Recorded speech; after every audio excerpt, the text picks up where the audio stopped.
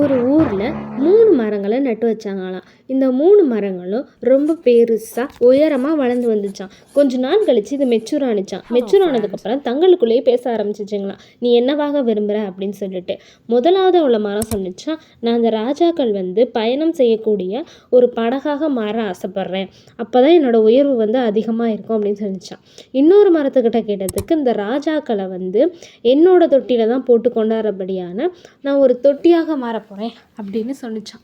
இன்னொரு மரத்துக்கிட்ட கேட்டதுக்கு, இந்த ராணிகளும் இளவரசிகளும் தங்களோட நகைகளை பூட்டி வைக்கிறதுக்கான நான் ஒரு அலமாரி பெட்டியாக மாற ஆசைப்பட்றேன் அப்படின்னு சொன்னிச்சான். இவங்க பேசிக்கிட்டே இருக்கும்போது மரம் வெட்டுறவங்க வந்தாங்களாம். இந்த மரத்தை பார்த்து பேசிக்கிட்டு இருந்தாங்களாம். இந்த மரத்தை பார்த்தியா, இது எவ்வளவு பெருசாக இருக்குது, இதை மட்டும் நம்ம எடுத்துகிட்டு போயிட்டோம் அப்படின்னா 2 வருஷத்துக்கு நம்ம உட்காந்து சாப்பிட்லாண்டா அப்படின்ற மாதிரி பேசிட்டு உடனே மரத்தை வெட்ட ஸ்டார்ட் பண்ணாங்களாம். மரத்துங்களை ஒவ்வொன்றா வெட்டிட்டு அவங்க வீட்டுக்கு எடுத்துகிட்டு போனாங்களாம். எல்லாத்தையும் எடுத்துகிட்டு போய் அவங்க வீட்டு வாசலில் போட்டுட்டாங்களாம்.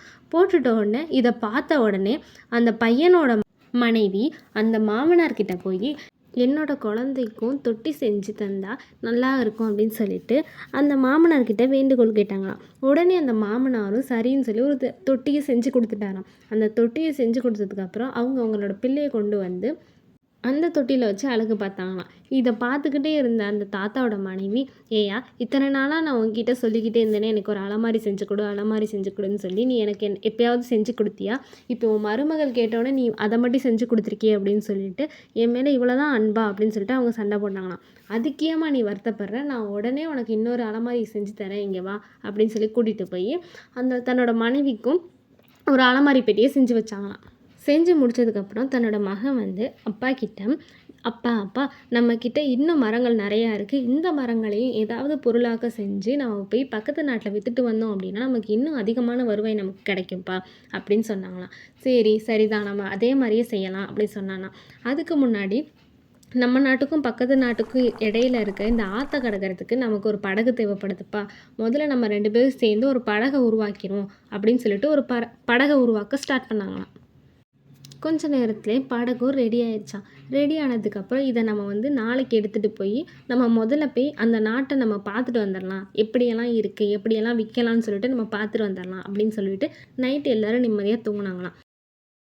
திடீர்னு கதவு தட்டுற சத்தம் கேட்டுச்சான். என்னடான்னு பார்த்தா ராஜா நின்றுட்டு இருந்தாராம். ராஜாவை பார்த்து, ராஜா நீங்களா, நீங்கள் எங்கே அப்படின்னு கேட்டாங்களாம். அதற்கு ராஜா, வெளிநாட்டு பகைஞர்கள் நம்ம நாட்டுக்குள்ளே பொண்ணையும் பொருளையும் எடுத்துகிட்டு போக வந்துட்டாங்க. இப்படி இருக்க என் மனைவியையும் என் குழந்தையும் வச்சுக்கிட்டு அவங்கக்கிட்ட போராட முடியல. அதனால என் மனைவியையும் என் குழந்தையையும் பாதுகாப்பான ஒரு இடத்துல வைக்கிறதுக்காக நான் இடம் தேடிக்கிட்டு இருந்தேன். அங்கே எந்த இடமும் எனக்கு கிடைக்கல, அதனால தான் நான் இப்போ இங்கே வந்தேன் அப்படின்னு அந்த ராஜா சொன்னாராம். உடனே அந்த தாத்தாவும் அந்த ராஜாவை வீட்டுக்குள்ளே அழைச்சாராம். வீட்டுக்குள்ளே அழைச்சோன்னே அந்த ராணிக்கிட்ட இருந்த குழந்தைய வாங்கி தன்னோட பேரனுக்காக செஞ்ச பெட்டியில் ராணியோட குழந்தைய போட்டாங்களாம். அந்த ராணி அந்த தொட்டியில் தன்னோட குழந்தை இருக்கிறத பார்த்து மிகவும் சந்தோஷப்பட்டாங்களாம்.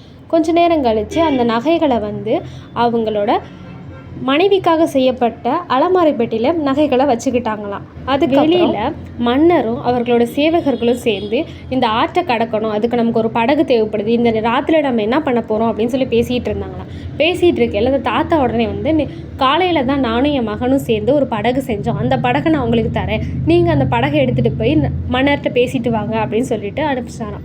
எல்லாரும் சேர்ந்து படகுல சென்றாங்களாம். சென்னதுக்கப்புறம் பக்கத்தில் இருந்த நாட்டு மன்னர்கிட்ட போய் இந்த பிரச்சனையை சொல்லி தங்கள்கிட்ட இருக்கக்கூடிய நல்லதையும் அவங்க நல்லது பண்ணிக்கிட்டு இருக்க விஷயங்களையும் எடுத்து சொன்னாராம். சொன்னதுக்கப்புறம் அந்த நாட்டு மன்னரும் இறங்கி அவங்க இடையான பிரச்சனையை அவங்க தீர்த்துக்கிட்டாங்களாம். கடைசியாக ஒரு வழியாக 2 நாட்டு பிரச்சனையும் தீர்ந்துச்சு. இந்த மரங்கள் இதுவாக மாற ஆசைப்பட்டுச்சு. ஆனால் ஆரம்பத்தில் அதன் ஆசை சரியாக ஆகாதது போல் இருந்துச்சு. முடிவோ அதன் ஆசை அதன் ஆசைப்படியே மாறிச்சு. இப்படி தான் நம்ம லைஃப்பில் கூட சில காரியங்கள் வரலாம், நமக்கு ஏற்றபடி இல்லாதது போல் இருக்கலாம். ஆனால் முடிவு கர்த்தர் சம்பூர்ணமாய் மாற்றி தருவார். சில நேரங்களில் நம்ம விரும்பிய வாழ்க்கையை வாழ்கிறதுக்கு பல விரும்பாத பாதைகளில் கடந்து தான் ஆகணும். ஆனாலும் நம்பிக்கையை இழக்காமல் கர்த்தரையே நம்பியிருப்போம். ஆமேன்.